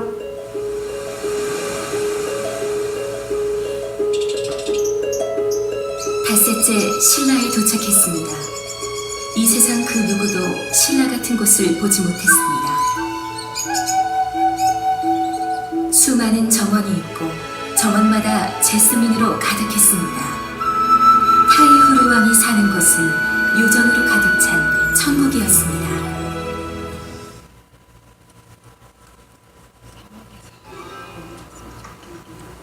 경주박물관 앞뜰에 있는 대형 석조 유물. 발견 당시 이 유물이 학계에 비상한 관심을 불러일으킨 것은 문양 때문이었습니다. 나무를 사이에 두고 2마리의 새가 마주보는 입수 쌍조문입니다. 황룡사지터에서 발견된 은재 장식판에도 입수 쌍조문이 새겨져 있는데요. 전형적인 페르시아 문양으로 알려져 있습니다. 나무를 중심에 둔다든가 그렇게 해서 양쪽으로 동물 또는 어떤 구체적인 대상물을 대칭적으로 배치하는 것이 하나의 특징이죠. 근데 그런 그 디자인 자체는 전체적으로 페르시아 문화라고 할까요? 공작 2마리가 마주보고 있는 문양, 우리가 찾는 입수 쌍조문이었습니다.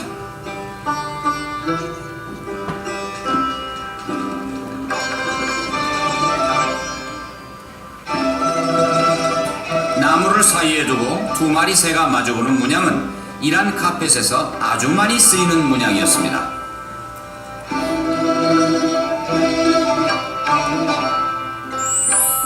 이란 카펫에 있는 문양은 경주 석조 유물에 새겨진 문양과 아주 비슷합니다.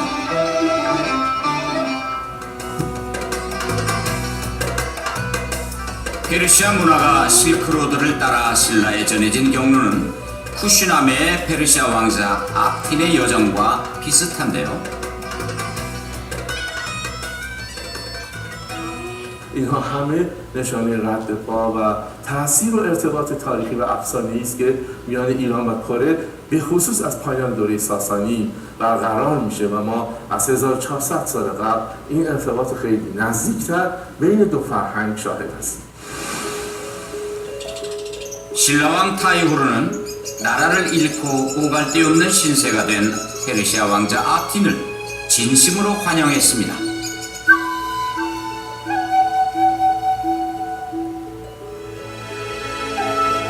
신라왕 타이후르는 페르시아 왕자 아틴을 궁전으로 데려가 성대한 잔치를 베풀고 그곳에 머무르게 했습니다. 신라는 골목마다 꽃과 음악이 넘쳐났습니다. 특히 아틴 왕자는 아름다운 신라 여인들의 모습에 반합니다. 바실라 여인들은 마치 삼나무와 같이 늘씬한 몸매, 얼굴은 달과 같았습니다. 내가 세상에서 수많은 여인들을 보아왔지만 바실라 여인들이 가장 마음에 들었습니다. 밝은 태양보다 더 흠잡을 데가 없으며 마음을 빼앗는 정원보다 더 아름답습니다. 아틴 왕자는 그 중에서도 가장 아름다운 파라랑 공주에게 마음을 빼앗깁니다. 하지만 공주와 결혼하는 일은 순탄치 않았습니다.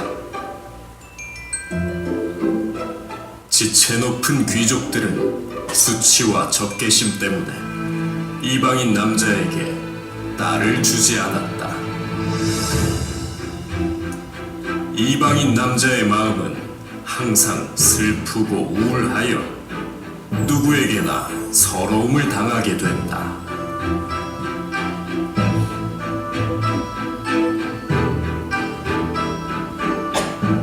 하지만 페르시아 왕자 아틴은 뛰어난 지략으로 신라 공주 파라랑과의 결혼에 성공합니다.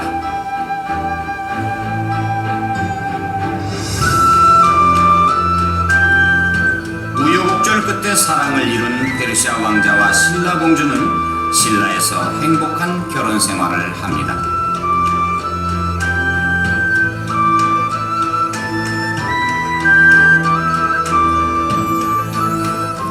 그런데 페르시아 사람들은 왜 수많은 나라들 중 저 멀리 동쪽 끝에 있는 신라를 선택한 것일까요?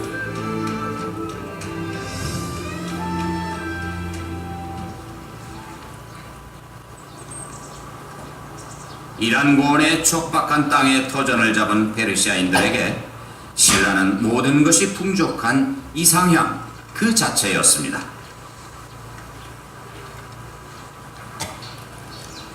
이슬람 문헌들에도 신라에 대한 그들의 생각이 잘 나타나 있습니다.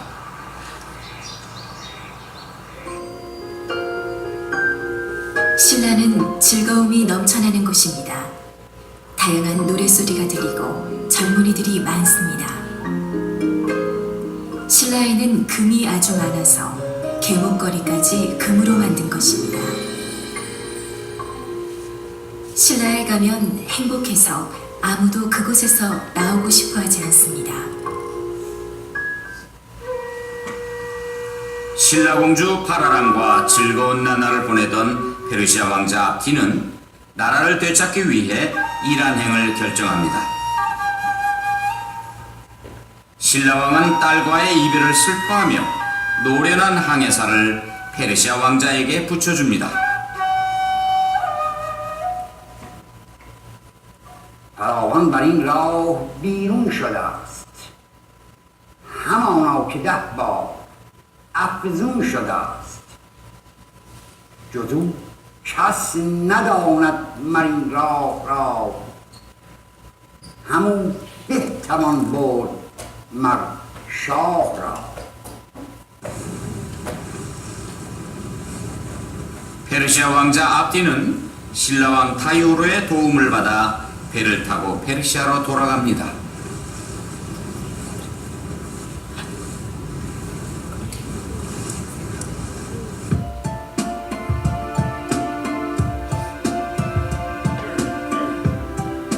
신라에서 출발한 페르시아 왕자 아틴 일행은 바닷길을 통해 페르시아만에 도착합니다.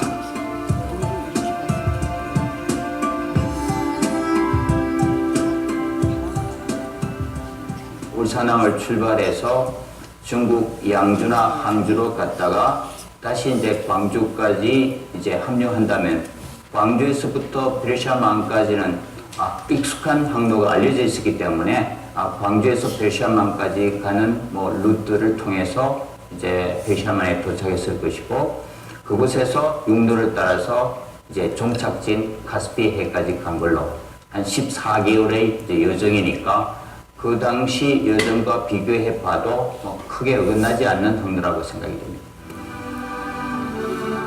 수천 년의 세월 속에서 이란인들은 신화와 역사를 결합해 대서사시 쿠시나메를 만들어냈습니다.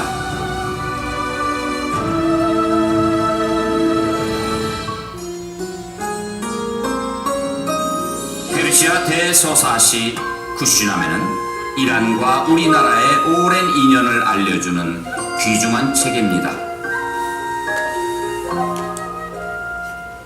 페르시아 왕자가 전해준 신라 이야기, 그 감동은 제 가슴에 오래도록 남을 것입니다.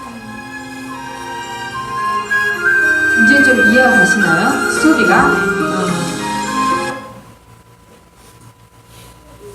이게 스토리가 판본에 따라서 조금씩 틀려진 거예요, 지금까지.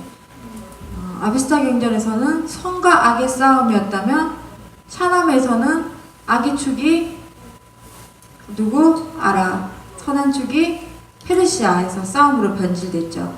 근데 이게 쿠시나메 또 다른, 쿠시나메가 샤나메의 아루작이잖아요. 오면 신라가 들어간 거예요. 요 아비틴이 초대 죽지 않고 신라로 망명을 얻고 신라 공주 프라랑과 결혼하고, 이 신라 공주의 아들이 누구? 페리드. 이 페르시아를 되찾은 왕자로 나온다는 사실로 이제 변경이 된 거예요, 신하들이.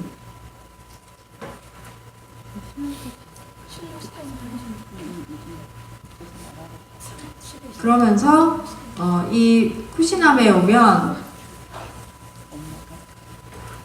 이 잠시드가 페르시아의 초대 그 왕이 아니라 어떻게 나오나요? 중국으로 망명한 공동체 수장으로 나오죠. 그러면서 이 쿠시나메 같은 경우에는 굉장히 인물들이, 역사적인 인물을 추격해서 볼 수 있어요. 야즈데게르드 3세가 사산조 페르시아의 마지막 왕이죠. 이 왕의 왕자들의 이야기라고 볼 수 있고, 이 왕자들 중에서 한 명이 신라로 왔다고 볼 수가 있는 거예요, 이제. 근데 그 아들들을 살펴보면, 아까 피르주, 이름도 비슷하죠. 페리드라고. 이 아들이 피르주예요. 이 피르주가 당나라에 3차례 구원을 요청했어요. 아랍 군대가 쳐들어와서. 그런데 이 당나라에서는 아랍 세력이 막 크고 있는데 굳이 나서가지고 적대관계를 만들 필요가 없죠. 그래서 3차례 거절했어요. 너무 멀어서 갈 수가 없겠다. 그런데 이 당나라가 움직였어요. 이게 지금 사산조 페르시아 영토예요. 영토 중에서 여기 이제 로마, 동로마하고 대치하고 있었던 거예요. 그래서 이제 여기가 소고드 지역인데 지금 아프가니스탄 이 지역까지 아랍 세력이 밀고 들어온 거예요. 그러니까 당나라가 갑자기 위압감을 느낀 거예요. 이 아랍 세력들이 계속 밀고 오면 안 되겠죠. 그래서 이 방어진을 쳐야 되겠다라는 생각을 한 거예요. 그래서 여기 지금 이란의 여기가 시스탄 지역인데 여기에 파사 도독부를 만들어요. 파사라는 말은 당나라 말로 페르시아라는 얘기예요. 도독부를 만들어가지고 이 도독부를 그 야즈데게르드 3세 망명원 아들인 피르주한테 줘요. 이 여기 파사 도독부를. 근데 여기가 아무래도 그 아랍이 쳐들어오는 요 길목이다 보니까 지키질 못했어요. 지키질 못해서 다시 돌아와요. 당나라로 돌아와서 그 이후에 우무위 장군이라는 지위를 받고 이제 높은 직에 오른 거예요. 그 아들이 하고 이제 당 황제 고종이 페르시아에 난민들이 정착을 해도 된다. 페르시아라고 해서 정착을 하게 됐고, 이 페르시아 왕자가 해야 될 가장 중요한 일이 조로아스트교 사원을 짓는 거였어요.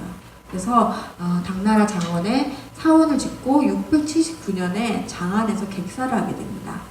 객사를 하게 되고 이제 그 아들이 피루즈의 아들이 두 명 있어요. 나르세스와 쿠시로라는 두 명의 아들이 있는데 이 나르세스는 당나라 공주하고 결혼했어요.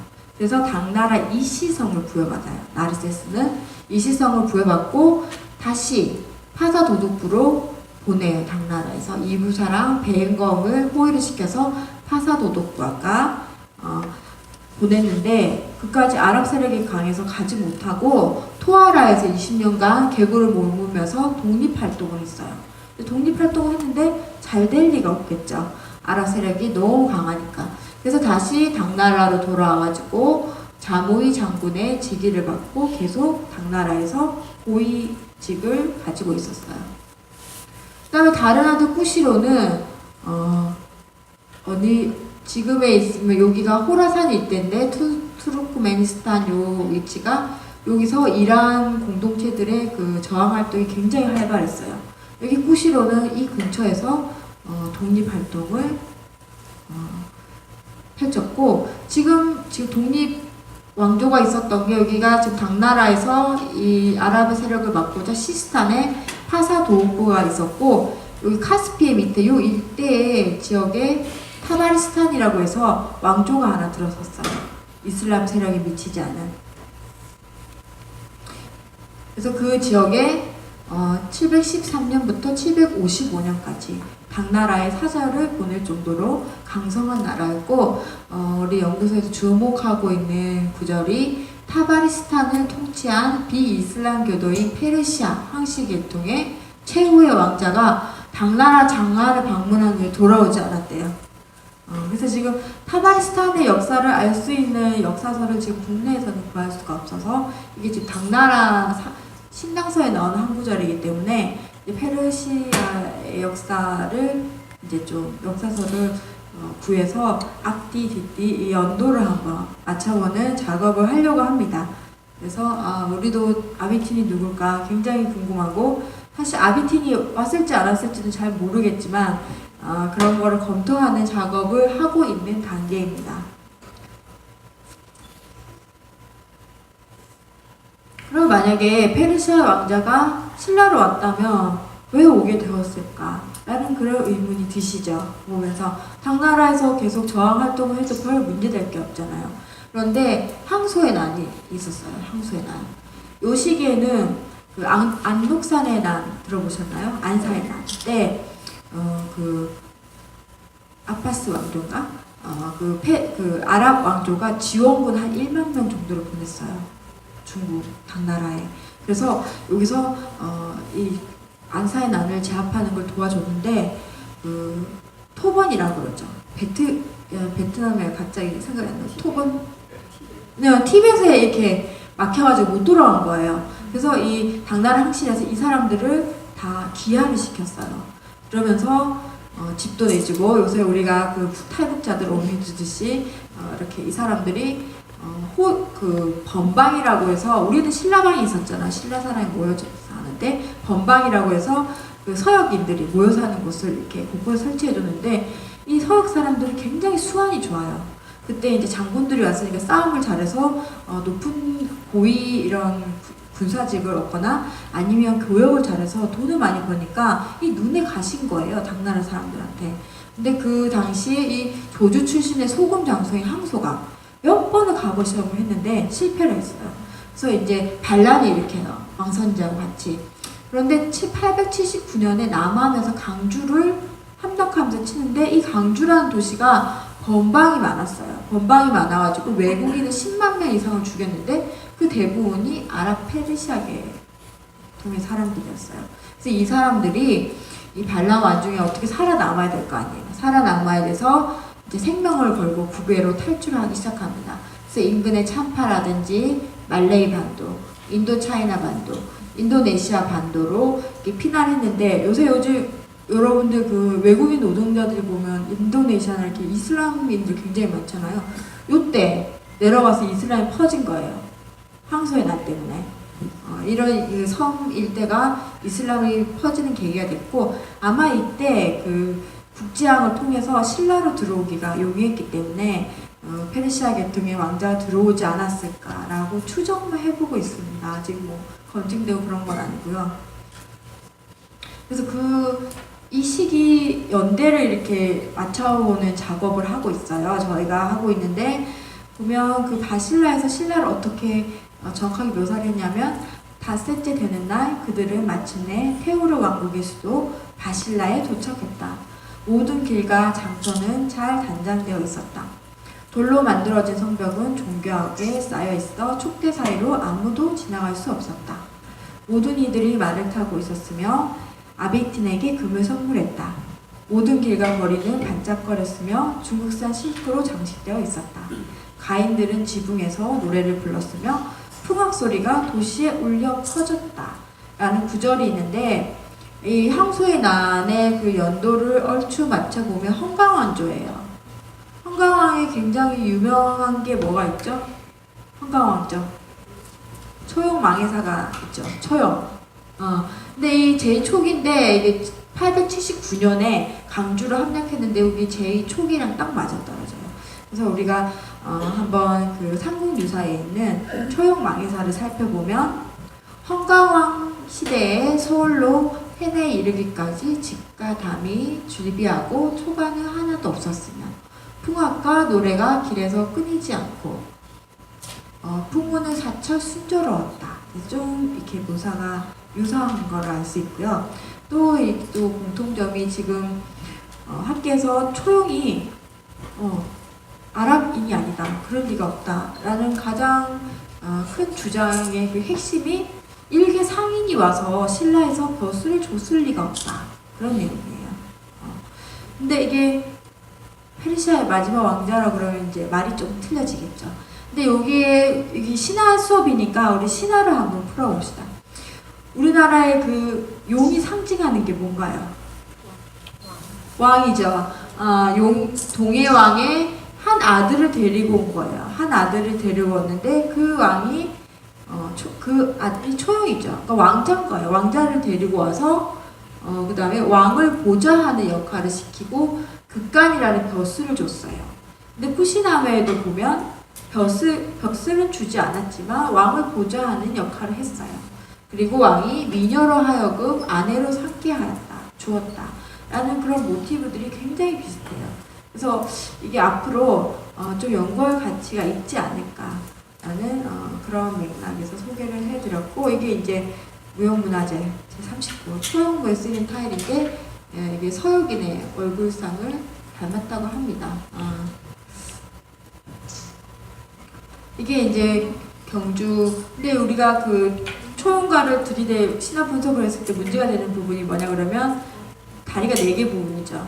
벽사 기능을 하는 역신을 물리쳤다는 그 부분은 그럼 어떻게 볼 것이냐 라는 그런 부분이 맞물려 있는데, 여기가 계릉에 있는 호인상이라 그러는데 여기 탁 봐도 어떻게 서역인처럼 생겼죠. 토건 쓰고. 그 다음에 옆에 있는 것도 경주 구정군 방영군에 있는 모서리에 이게 호역상이에요. 이게 얼굴 보시면 그죠? 한국 사람 얼굴이 아니에요. 근데 이게 무덤의 앞에 있다는 거는 어떤 기능을 하나요? 귀신들 이렇게 잘 못 오게 이렇게 막는 기능이잖아, 벽사 기능. 근데 처형도 벽사 기능이었어요. 문 앞에 이렇게 붙이죠. 붙이는데 그게 어디서 왔냐면 당나라에서 왔어요. 당나라에서 건너왔는데 이게 호인용이라고 해서 안사의 난 때 그 아랍인들이 돌아가지 못했잖아요. 돌아가지 못하고 이 아랍인들이 굉장히 이렇게 뭐라 그러지, 군사력도 좋고 굉장히 특이하게 생기고 이러니까 무덤에 조그맣게 넣는 명기로 이렇게 인형이 많이 만들어졌어요. 그러면 귀신이 들어오지 않을 거다 라는 이런 게 이제 안사의 난 이후로 유행을 하게 됐는데, 이게 한국에서도 있죠. 우리 그 임진왜란 이후로 뭐가 유행했나요? 명나라가 도와주고. 동묘에 있는 신은 누군가요? 관제가 유행하게 됐죠. 관제가 임진왜란 때 들어온 거예요. 그렇게 크게 외국에서 도와주고 나면 이런 신앙들이 들어온단 말이에요. 그게 이제 신라로도 들어와서 그런 초용이라는 그 아랍인이라든지 페르시아인인지 모르겠지만 이 사람의 한 역할에서 이렇게 투영돼서 이런 역할이 벽사의 기능까지 더해지지 않았나 그렇게 추측을 해봅니다. 근데 지금 신라와 이제 꾸시남의 지금 의가 우리 어떻게 이 교역사를 풀어갈 것인가 잖아요. 어떻게 페르시아와 신라가 어떻게 우리가 교역을 했을까 그런 문제인데 지금 정설은 신라가 서역하고 교류를 한 것이 8세기 중반 이후에 중국을 통해서 중국이 이때 안사에 난 이후로 굉장히 큰 국제항들이 발전해요. 양주, 항주, 뭐 북주, 천주, 강주 이런 항구들을 통해서 당나라를 통해서 간접적으로 우리가 교역을 했을 거다가 있고 그 다음에는 9세기 초에 장보고가 해상왕 장보고가 직접적으로 교류를 했을 거다. 근데 해상왕 장보고가 어떻게 됐나요? 처형을 당했죠. 예, 어린 학생들 정말 잘해요. 그 이후로 호족들이 크는 걸 정말 싫어했어요. 신라 왕실에서. 그래서 어떤 일이 일어났냐면 신라 사람들이 당나라에 건너가서 신라방을 형성했어요. 그래서 이 신라방이 형성되면서 당나라에 있는 신라인을 통해서 교역을 한 해서 아직까지는 우리가 딱히 서역이랑 직접 교류를 했다라는 그런 증거가 없어요. 증거가 없는데 그 증거의 일례로 하나 이렇게 들어보다면 양을 들 수가 있어요. 양. 이 신당서에 보면 신라에는 양이 없다 이렇게 되어 있어요. 양이 없다 되어 있는데 8세기 중엽 이전에 전유라는 게 뭐냐 그러면 그 페르시아의 그 이렇게 막 카페트 이런 거 있잖아요. 카펫이 전유예요. 이 전유를 신라에서 당나라의 저공품도 바치고 일본에 수출됐어요. 그래서 기존에 우리가 어떻게 생각했냐면 이 카펫을 저 서역에서 간접적으로 수입을 해와가지고 우리가 아마 여기 조공도 바치고 수출도 했을 것이다 라고 했는데 했는데 그게 아니었어요. 신라에 직접 생산했다는 문헌 기록이 발견돼 있어요. 그래서 이 8세기 중엽 이전에 전유를 신라에서 직접 생산했다는 게 그 왕실 산하의 모전이라는 게 있어요. 왕실에서 관리하는 모를 이렇게 생산하는 그런 기간이 있었고 이를 경덕 왕의 집치방으로 이렇게 개명을 했는데 여기서 생산했다라는 게 어디서 들어가냐 그러면 삼국사기 권 33권에 보면 이 그 전이라는 그 카펫을 갖다가 귀족들이 뭐 탑이라든지 침대, 마루, 자석이 깔 정도로 굉장히 많이 썼다는 거예요. 그렇게 많이 썼다는 거는 생산했다는 얘기예요. 그래서 현재는 이게 이제 신라 시대에 우리가 양이 있었고 양을 가공하는 기술이 있었다는 결론인데, 근데 당나라의 신당서에서 신라에는 양이 없었다라고 이렇게 써여 있는 거 보면 당나라를 통해서 들어오진 않았을 거란 말이에요. 그러면 이거를 이런 그 서역에서 가진 기술을 가진 집단과 교류가 있었다라고밖에 볼 수가 없거든요. 그렇고 그 다음에 양고기 같은 경우에도 이렇게 교류를 한 기록이 나타납니다. 그리고 우리는 그 워낙 전쟁이 많았었기 때문에 사서가 다 없잖아요. 신라 시대도 그렇고 고구려도 그렇고 백제도 그렇고. 근데 일본에는 일본 서기가 있잖아요. 일본에는 두 가지가 있어요. 일본 서기와 고사기. 근데 고사기는 삼국 유사와 같이 신화예요. 신화의 이야기가 많고 일본 서기는 우리의 삼국 사기처럼 역사를 기록한 거예요. 근데 그 일본 서기 역사를 기록한 것에 보면 659년 4월에 현 이란 동북부와 아프가니스탄 서북부의 남자 2명과 여자 2명 그리고 인도 겐지스강 중류지방의 여자 1명이 659년에 이미 교류해서 일본에 들어왔어요. 들어왔고 또 736년 10월에 보면 일본은 페르시아인에게 자기를 수여한 게 있어요. 그러니까 이미 이 일본에서 교류가 있었다면 우리는 사서가 없을 뿐이지 그 이전에 교류가 없었다라고는 보기가 힘든 거예요. 그렇죠. 그리고 나서 그래서 정리를 해보면 오늘의 주제는 샤남이잖아요. 샤남의 원류는 뭔가요?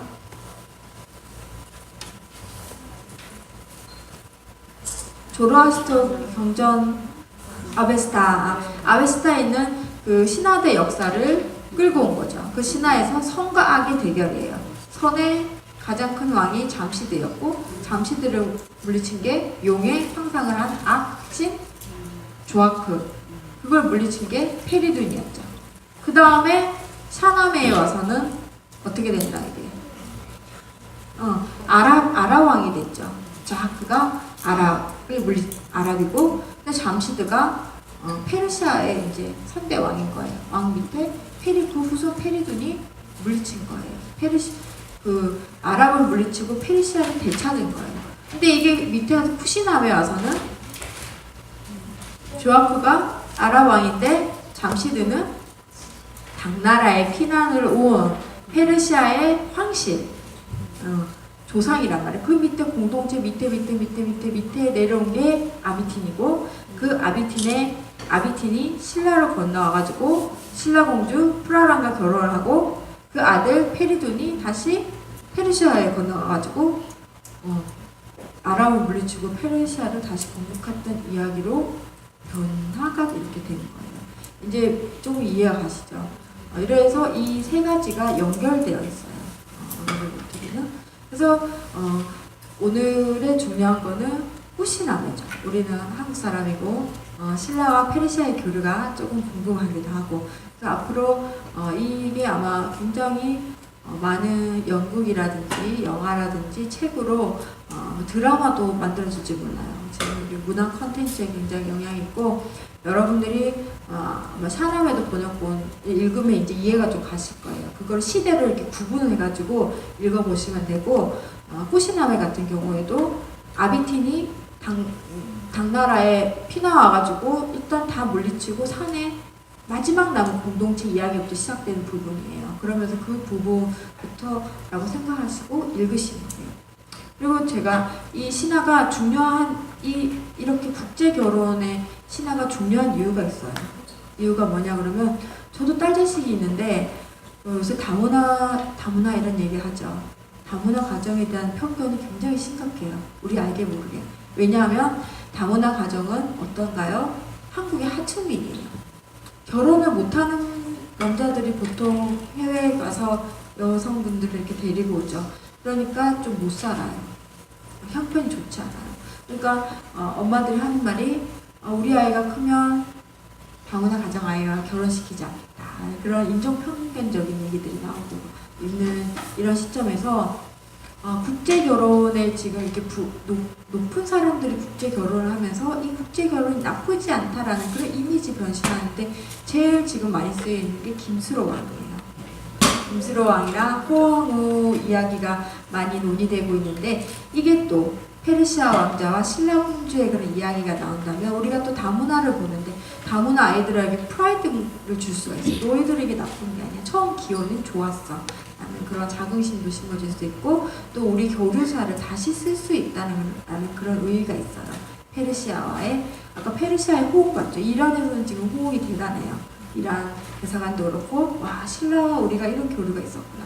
앞으로 우리가 이런 정말 교류가 있었다면 우리가 페르시아에 어떤 임팩트를 줬고 영향을, 페르시아는 신라에 어떤 영향을 줬는가라는 연구도 더 진행되어야 되고, 이제 사설을 더 뒤져서 아비틴이 누구인가 라는 그런 이야기들이 나오면 그런 것이 아마 영화나 아마 드라마 이런 거에서 아마 앞으로 보실 수 있을 것 같고, 이 아스트롤라베라는 걸 제가 보여주는 이유는 우리는 아랍이랑 완전히 격리돼서 사는 게 아니에요. 제가 얘기했잖아요. 고려사에 보면 그 덕수 장씨 기야한 거부터 나오잖아요. 근데 이 아스트롤라베는 세종시대부터 이 무슬림들을 굉장히 많이 받아들였어요. 과학기술의 발달을 위해서. 과학기술이라든지 어떤 의학의 발달이라든지 이런 거에 굉장히 영향을 많이 받았는데, 이 아스트롤라베는 이거는 1787년에 유금이라는 실학자가 만든 건데, 요 아스트롤라베의 기원은 무슬림이에요. 이슬람에서 만든 건데, 이게 이제 천문시계예요. 한마디로 말하면. 이런 영향관계가 있어요. 우리 영향관계 위치가 있어요.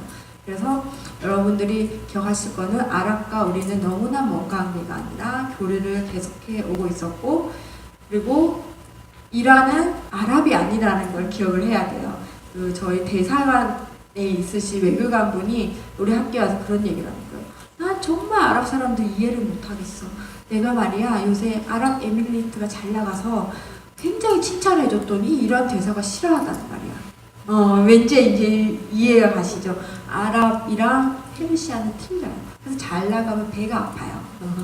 그런 관계이기 때문에 문화가 틀리고 종교가 틀리고 원래 여기에 있던 페르시아를 아랍이 덮쳤고 그러면서 이슬람이 퍼졌다라는 거 정도는 상식으로 기억을 해주시면 감사하겠습니다. 네, 여기서 강의를 마치도록 하겠고요. 질문 있으시면 해주세요. 난 이거 너무 궁금해요. 집에 가서 꽁꽁 앓지 마시고 참 생소하죠. 페르시아 얘기하니까 너무나 먼 이야기다. 우리 페르시아 하면 페르시아 왕자 게임밖에 생각 안 나잖아요. 페르시아 왕자 띵띵띵띵띵띵띵 이렇게 나가서 칼 뜨고 싸고 톡 그 영화 자체도 굉장히 잘못 만들어졌어요. 이렇게 아까 제가 300 얘기를 하다 말았는데 그거를 우리가 전문 용어로는 오리엔탈리즘이라고 해요. 서양이 동양을 바라보는데 동양의 하나의 문득거리를 보면서 굉장히 여성화, 신비스럽고 식민지 지배를 하면서 우둔하고 굉장히 뭐라 그래야지? 신비하긴 한데 발달이 없는 거예요. 뭔가 막 짜면 마법적인 게 나올 것 같고 낭만적이고 이런 모습들을 영화에 투영하는 거예요.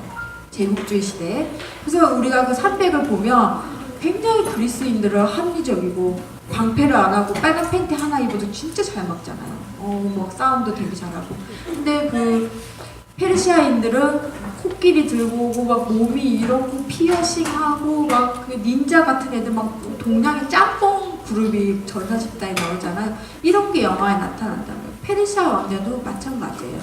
그래서 샤나메에 나온 그런 삽입본들을 보면 모습이 다 이슬람화된 그림이라는 거 이런 것도 알아두시면 좋고요. 조금 어려웠죠. 처음부터 그냥 영상을 보여주고 시작했으면 좋았을 텐데 저는 읽고 오실 줄 알았어요.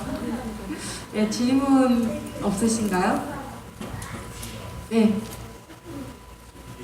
이란 지역에서 지금 무슬림 종교가 어떻게 민족적으로 받아들여지고 네, 지금 이란 지역에는 시아파가 우수해요.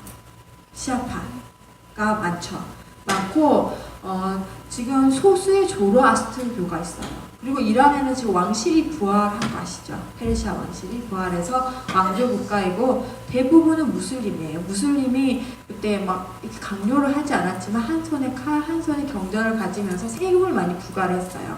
세금을 많이 부과하니까 이 세금을 많이 내지 않기 위해서 점점점 개정을 하기 시작하는 거예요. 이 개정이 거의 한 300~400년에 걸쳐가지고 조금씩 개정이 됐고 이런 그 압력을 피해서 많은 이들이 인도로 도망갔어요. 파키스탄이라든지 조로아스터교와. 근데 조로아스터교 인구가 가장 많은 곳은 지금 인도예요. 네, 그렇습니다. 또 질문. 그래서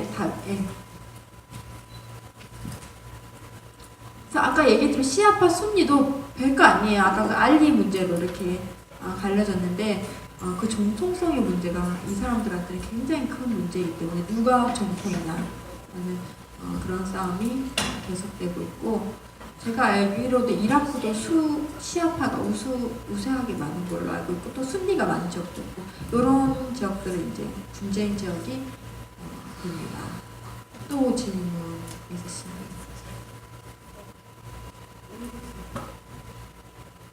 네, 어렵죠. 우리 페르시아는 너무나 먼 그 용어에서도 나오죠. 극동.